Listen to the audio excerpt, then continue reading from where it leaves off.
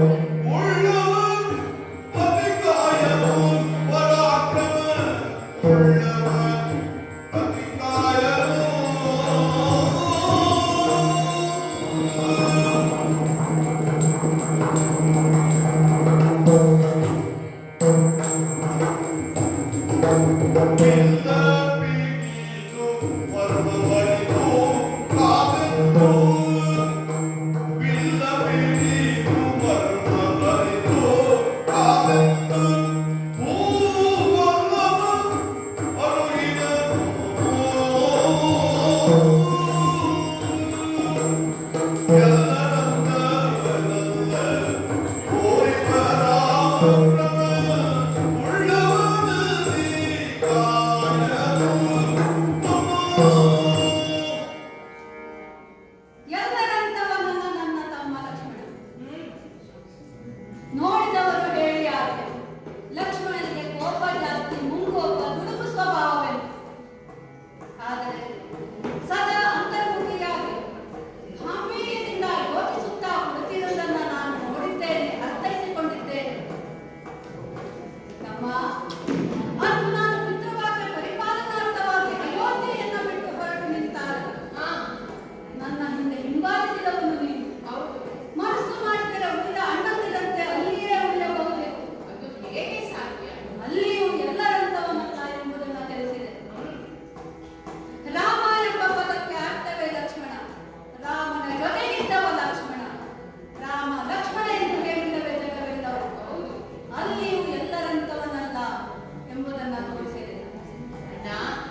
ಬಂದಂತವನು ಅದೆಂತಹ ವೀರನೇ ಆಗಿರಲಿ, ಪರಾಕ್ರಮಿಯಾಗಿರಲಿ, ಅವನೊಡನೆ ಸೆಣಸಾಡಿ ಹೊಡೆದು ಬಿಡಿಸುವ ಶಕ್ತಿ, ಚಾಕಚಕ್ಯತೆ ನಿನ್ನಲ್ಲಿದೆ ಎಂಬುದನ್ನು ನಾನು ತಿಳಿದಿದ್ದೇನೆ.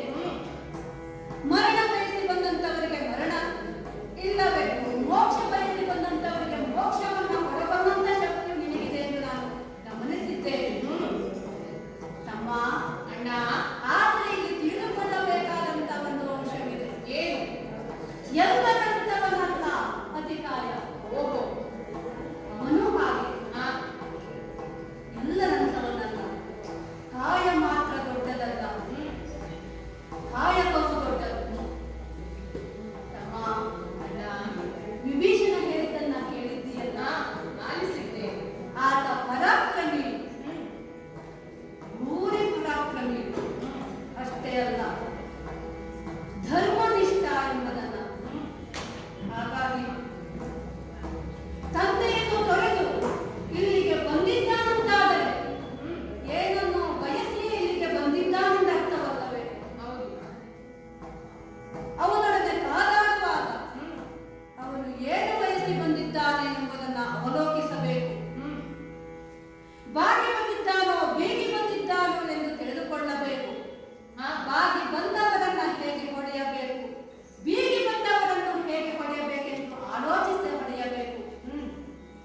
ತಮ್ಮ, ಅಣ್ಣ, ನನ್ನ ಮಾತನ್ನ ಹೇಳ್ತೇನೆ ಕೇಳು. ಯುದ್ಧದ ಮರ್ಮವನ್ನು ಅರಿತು ಕಾದಾಡಬೇಕು. ಓಹೋ, ಯುದ್ಧ ನೀತಿಯನ್ನ ಬಳಸಿ ಕಾದಾಡಬೇಕು. ಆ ಸಾಮರ್ಥ್ಯ ನಿನಗಿದೆ ಎಂದು ನನಗೆ ಗೊತ್ತಿದೆ ತಮ್ಮ. ಆ ಮಾರ್ಗವಾಗಿ ಹೋಗಿ ನೀನು ಅವನನ್ನ ಕೆಡವಿ ಬರುತ್ತೀಯೋ? ಹಾಗೆ ಅಣ್ಣ. ¡Vamos!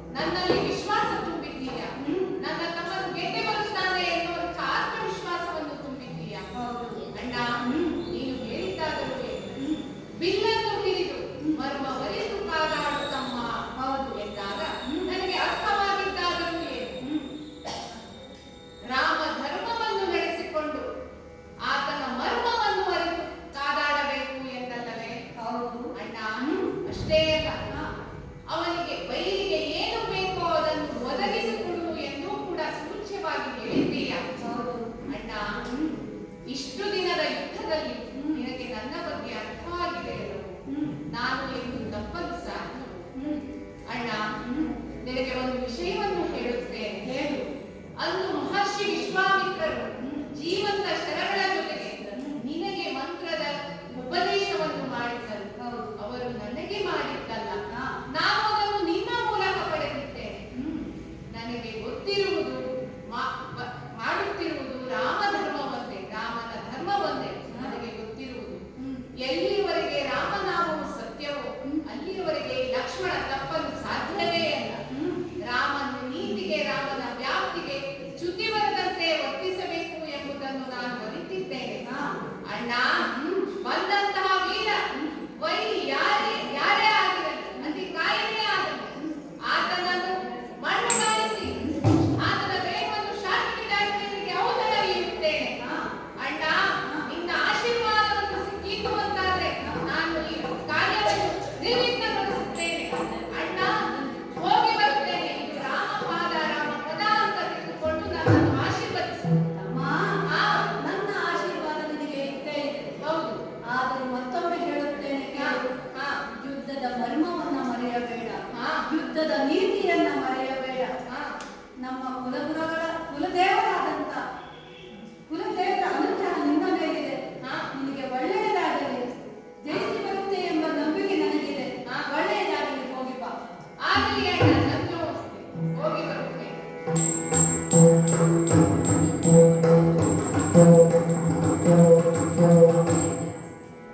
ಪರಿಣಿತವಾದಂತಹ ರಾಮಸೇನೆ ಮುಂದುವರೆದು ಬರುತ್ತಿರುವಂತಹ ಕಾಲಕ್ಕೆ ಅನತಿ ದೂರದಲ್ಲಿ ದಿವ್ಯವಾದಂತಹ ರಥವೊಂದನ್ನು ಕಾಣ್ತಾ ಇದ್ದೇನೆ.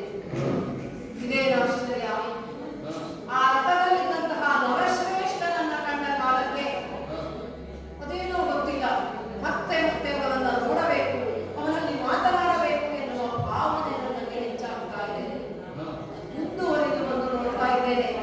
ಆಹಾ, ಆ ಮಾನವ ಶ್ರೇಷ್ಠನಲ್ಲಿರುವಂತಹ ತೇಜಸ್ಸು, ಓಜಸ್ಸು, ತೀರೋದತ್ತವಾದಂತಹ ಅವನ ನಿಲುವು, ಅವನನ್ನ ನೋಡುತ್ತಾ ಮತ್ತೆ ಮತ್ತೆ ಹತ್ತಿರ ಹೋಗ್ತಾ ಇದ್ದೇನೆ. ಇದೊಂದು ಆಶ್ಚರ್ಯವೇ ಸರಿ. ಇಲ್ಲಿಯವರೆಗೆ ಎಷ್ಟೋ ಕಪಿವೀರರನ್ನ ನಾನು ಕೊಂದು ಕಳೆದಿದ್ದೇನೆ. ಯಾವ ಸಮಯಕ್ಕೂ ಹೀಗೆ ಭ್ರಮೆಗೊಳಗಾಗಿರಲಿಲ್ಲ.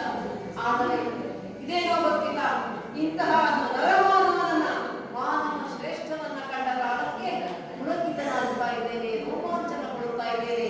ಅವರನ್ನ ಮಾತನಾಡಿಸಬೇಕು ಎನ್ನುವ ಹಂಬಲ ಹೆಚ್ಚಾಗ್ತಾ ಇದೆ. ನಾನು ನಂಬಿದಂತಹ ದೈವ, ನಾನು ನಿರೀಕ್ಷೆ ಮಾಡಿದ್ದೀನಲ್ಲ, ಅವನ ಬರವೇ ಆಯಿತು ಎನ್ನುವ ಭಾವನೆ ನನ್ನಲ್ಲಿ ಉಂಟಾಗ್ತಾ ಇದೆ. ಯಾಕೆಂದರೆ ನನ್ನ ದೈವ ರಾಮ, ಅವನನ್ನು ನಾನು ಕಣ್ಣಲ್ಲಿ ಕಂಡಿದ್ದಿಲ್ಲ. ಇವನನ್ನು ನೋಡಿದಾಗ ಅವನೇ ಇರಬಹುದು. ಯಾಕೆಂದರೆ ರಾಮನ ಜೊತೆಯಲ್ಲಿ ಲಕ್ಷ್ಮಣನು ಅವನ ಸಹೋದರನು ಇದ್ದಾನೆ ಅಂತ ಕೇಳಿದ್ದೇನೆ, ನೋಡಿಲ್ಲ ನಾನು. ಅವಳ ಮಕ್ಕಳ ತೆರದಲ್ಲಿ ಇಬ್ಬರು ಒಂದೇ ತರನಾಗಿ ಆಗಿದ್ದಾರೆ ಎನ್ನುವುದನ್ನು ಬಲ್ಲೆನಾಗಿದ್ದೇನೆ. ಆ ನೆಲೆಯಲ್ಲಿ ಅವನಲ್ಲಿಯೇ ಪರಿಹರಿಸಿಕೊಳ್ತೇನೆ. ಮುಂದೆ ಮುಂದೆ ಸಾಕ್ತೇನಂತೆ ಅವನಾನು ಎನ್ನುವುದನ್ನು ತಿಳಿಯುವುದಕ್ಕಾಗಿ. ಆದರೆ ಅವ ಬರುವಂತಹ ಗುರಿಯನ್ನ, ಅವ ನಡೆಯುತ್ತಿರುವಂತಹ ನಡಿಗೆಯನ್ನ, ಅವನ ಕಟುಕಟತನವನ್ನ, ಅವನ ಧೀರತೆಯನ್ನ ಕಂಡ ಕ್ಷಣಕ್ಕೆ ಆಹಾ, ಪಡಿರೆ ಪಡಿರೆ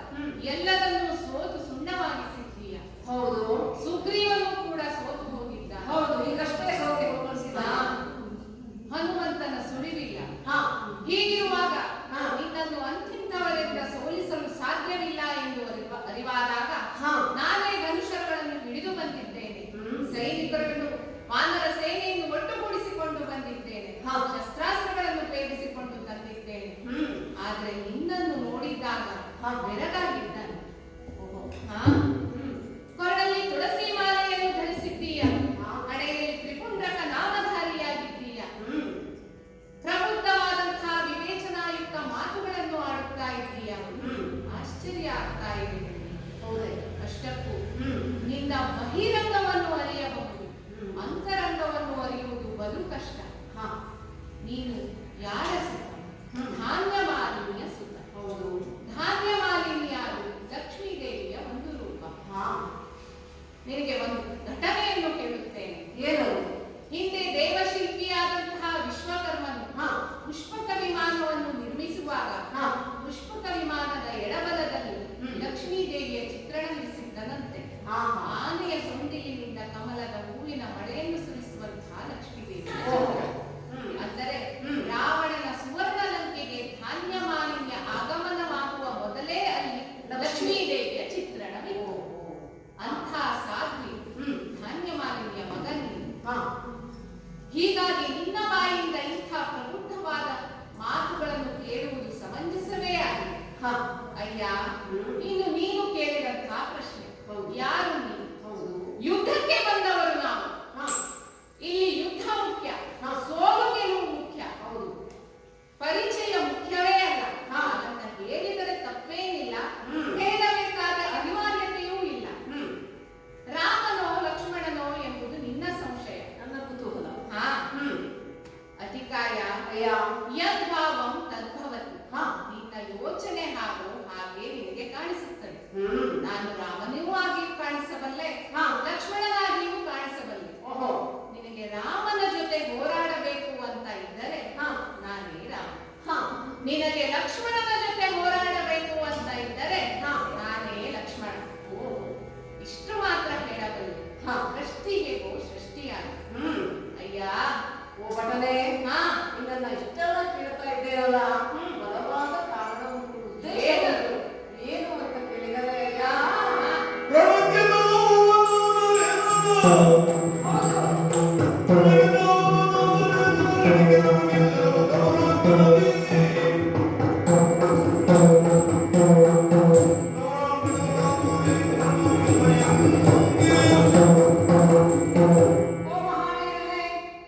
ಕೇವಲ ಪರಿಚಯಕ್ಕಾಗಿ ನೀನು ಯಾರು ಅಂತ ನಾನು ಕೇಳಿದ್ದಲ್ಲ ನಿನ್ನನ್ನು. ಅದಕ್ಕೆ ಬಲವಾದ ಕಾರಣ ಉಂಟು. ರಾಮ ಆದರೆ ಹೀಗೆ, ಲಕ್ಷ್ಮಣ ಆದರೆ ಹೀಗೆ, ನಾನು ನಿಶ್ಚಯ ಮಾಡೇ ಬಂದದ್ದು. ಯುದ್ಧ. ಹೌದು. ಹಾಗಾಗಿ ನಿನ್ನಲ್ಲಿ ಕೇಳ್ತಾ ಇದ್ದೇನೆ, ನೀನಾರು. ಆದರೆ ಸರಿಯಾದ ಉತ್ತರ ಸಿಗಲಿಲ್ಲ. ಇಲ್ಲ, ಅದಿರಲಿ. ಅಯ್ಯ, ನೀನೇ ಒಂದು ಮಾತನ್ನ ಹೇಳಿದೆ, ಎತ್ತು ಭಾವ ತದ್ಭವತಿ. ಹೌದು, ಅಲ್ಲ, ಒಪ್ಪತಕ್ಕ ಮಾತೇ ಇದು. ಯಾವ ಭಾವನೆಯಲ್ಲಿ ನಾವು ನೋಡ್ತೇವೋ, ರಾಮ ಅಂತ ಹೇಳಿದ್ರೆ ರಾಮ, ಲಕ್ಷ್ಮಣ ಅಂತ ಹೇಳಿದ್ರೆ ಲಕ್ಷ್ಮಣ. ಆದರೆ ರಾಮ ಲಕ್ಷ್ಮಣ ಇಬ್ಬರು ಅಂತ ಹೇಳಿದರೆ ಒಂದು ಆಗಬಹುದು, ಎರಡು ಆಗಿ ಕಾಣಿಸ್ತದೆ. ಅದೇನೇ ಇರಲಿ. ಅಯ್ಯ, ಸ್ಪಷ್ಟವಾದ ಒಂದು ನಿನ್ನ ಉತ್ತರಕ್ಕಾಗಿ ನಾನು ಕಾಯ್ತಾ ಇದ್ದೇನೆ. ನೀನಾರು ಎನ್ನುವುದು ನನಗೆ ಬೇಕು. ಆ ನೆಲೆಯಲ್ಲಿ ನಾವು ಒಂದು ಕೇಳಿದ್ದುಂಟು. ಹಿಂದೆ ದಂಡಕಾರಣ್ಯದಲ್ಲಿ ಸಂಚರಿಸುತ್ತಿರುವಂತಹ ಸಮಯಕ್ಕೆ ಸೀತಾ, ರಾಮ, ಸೀತೆ ಮತ್ತು ಲಕ್ಷ್ಮಣರು ಹೀಗೆ ಹೋಗುತ್ತಿರುವಂತಹ ಕಾಲದಲ್ಲಿ ಅಯ್ಯ, ರಾಮ ಮುಂದೆ ಹೋಗ್ತಾ ಇದ್ದಾರಂತೆ. ಅವನ ಮಧ್ಯದಲ್ಲಿ, ಅವನ ಹಿಂದುಗಡೆಯಲ್ಲಿ ಲಕ್ಷ್ಮಣ ತಾನಿರದೆ ಸೀತೆಯನ್ನೇ ಇಟ್ಟಿದ್ದಾನೆ. ಯಾಕೆ ಅಂತ ಕೇಳಿದರೆ, ರಾಮನ ನೆರಳು ಸೀತೆಯ ಮೇಲೆ ಬೀಳಲಿ ಎನ್ನುವ ಹಾಗೆ. ಇನ್ನು ರಾಮ ಸೀತೆಯರನ್ನ ತಂದೆ ತಾಯಿಯರ ಸ್ಥಾನದಲ್ಲಿ ಕಂಡವನು ಆ ಲಕ್ಷ್ಮಣ. ಆ ನೆಲೆಯಲ್ಲಿ ಸೀತಾರಾಮರ ನೆರಳು ತನ್ನ ಮೇಲೆ ಬೀಳಲಿ ಅಂತ ಅವರ ಹಿಂದೆ ಹೋಗ್ತಾ ಇದ್ದನಂತೆ. ಅಂದ ಮೇಲೆ ಮುಂದೆ ರಾಮ, ಮಧ್ಯದಲ್ಲಿ ಸೀತೆ, ತದನಂತರದಲ್ಲಿ ಲಕ್ಷ್ಮಣ, ಹೀಗೆ ಸಾಗ್ತಾ ಇದ್ದರು ಎನ್ನುವುದನ್ನು ಕೇಳಿದ್ದೇನೆ. ಅಯ್ಯ, ಒಂದು ಚಿಕ್ಕ ಪ್ರಶ್ನೆ ಕೇಳಿ, ಉತ್ತರವನ್ನು ಚಿಕ್ಕದಾಗಿ ಹೇಳಿದರೆ ಸಾಕು, ಒಂದೇ ಶಬ್ದದಲ್ಲಿ. ನೋಡು, ನೀನು ಮುಂದಿದ್ದವನು ಅಥವಾ ಹಿಂದಿದ್ದವನು? ಹೇಳು. ಅತಿಕಾಯ, ನೋಡು, ಹಿಂದೋ ಮುಂದೋ ಎಂದು ಕೇಳಿ ನನ್ನನ್ನೇ ಇನ್ನು ಮುಂದಾಗಿಸುವ ಪ್ರಯತ್ನ ಬೇಡ. ರಾಮನೂ ಆಗಬಲ್ಲೆ, ಲಕ್ಷ್ಮಣನೂ ಆಗಬಲ್ಲೆ, ಇಷ್ಟೇ ನನ್ನ ಉತ್ತರ ನನಗೆ ಸಿಗಲಿಲ್ಲ. ಇರಲಿ, ಪ್ರಯತ್ನವನ್ನು ಮುಂದುವರಿಸುತ್ತೇನೆ. ನೋಡು, ಈ ಅತಿಕಾಯ ರಕ್ಕಸನಾದರೂ ಕೂಡ ಕೇವಲ ಯುದ್ಧಕ್ಕಾಗಿ ಬಂದವನಲ್ಲ, ಕಾಡಾಕಾಡಿಯಾಗಿ ಯುದ್ಧ ಮಾಡುವುದಷ್ಟೇ ನನ್ನ ಉದ್ದೇಶ ಅಲ್ಲ, ಅಥವಾ ಯುದ್ಧದಲ್ಲಿ ಗೆಲ್ಲುವುದಷ್ಟೇ ಉದ್ದೇಶವೂ ನನ್ನದಲ್ಲ. ಹಾಗಾದ ಮೇಲೆ ನಾವು ಯಾರು? ಆತ್ಮನಿವೇದಕ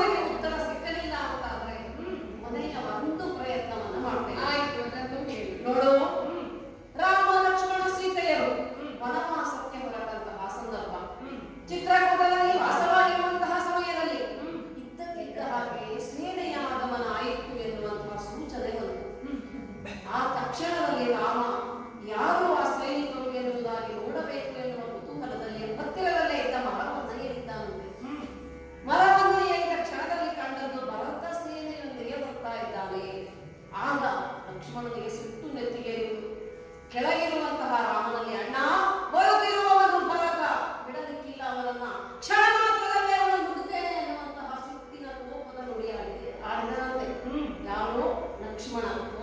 ಆಗ ಕೆಳಗಿದ್ದ ರಾಮ ತಮ್ಮ ಹುಡುಕಬೇಡ, ಕಣ್ಣಾರೆ ಕಂಡರು ಪರಾಮರಿಸಿ ನೋಡಬೇಕು. ಹಾಗಾಗಿ ಅವ ಮೊದಲು ಯಾರು ಎನ್ನುವುದಾಗಿ ಬಂದ ಮೇಲೆ ಮಾತನಾಡಿ ತದನಂತರದಲ್ಲಿ ನಿನ್ನ ಪ್ರತಿಕ್ರಿಯೆ ಇರಲಿ ಎನ್ನುವ ಹಾಗೆ ಸಮಾಧಾನ ಮಾಡಿದಂತೆ. ಈ ಸಂದರ್ಭದಲ್ಲಿ ಕೊನೆಯ ಒಂದು ಪ್ರಶ್ನೆ, ಅಯ್ಯ ಆ ಕೆಳಗಿದ್ದವನು ನೀನು ಮೊದಲೇ ಇದ್ದವನು ಅಯ್ಯ ಅಭಿಪ್ರಾಯ ಹಾ ಇಂತಹ ಪ್ರಶ್ನೆಗಳನ್ನು ಕೇಳಬೇಡ. ಹಾ ನನ್ನನ್ನೇ ಹೊರೆಯೇರಿಸುವ ಪ್ರಯತ್ನ ಬೇಡ. ಹಾ ನನ್ನದು ಅದೇ ಉತ್ತರ. ರಾಮನೂ ಆಗಬಲ್ಲೆ, ಲಕ್ಷ್ಮಣನೂ ಆಗಬಲ್ಲೆ. ಅಯ್ಯ ಯುದ್ಧ ಮುಖ್ಯ. ಹೇಳುವುದಿಲ್ಲವು ಹೇಳುವುದಿಲ್ಲ ಅಂತ ಸುಮ್ಮನೆ ಇರಲಿಕ್ಕಿಲ್ಲ. ಇದು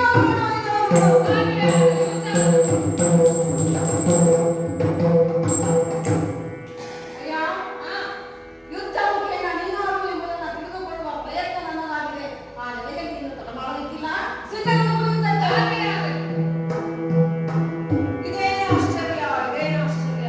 ನೀವು ಜಗದೊಳಗೆ ದೈವ ಎಂಬುದನ್ನ ಬಲ್ಲೆವು ನಮ್ಮ. ನೀವು ಜಗದೊಳಗೆ ದೈವ ಎಂಬುದನ್ನ ಬಲ್ಲೆವು ನಮ್ಮ ಕುಲದ ಸ್ವಭಾವ.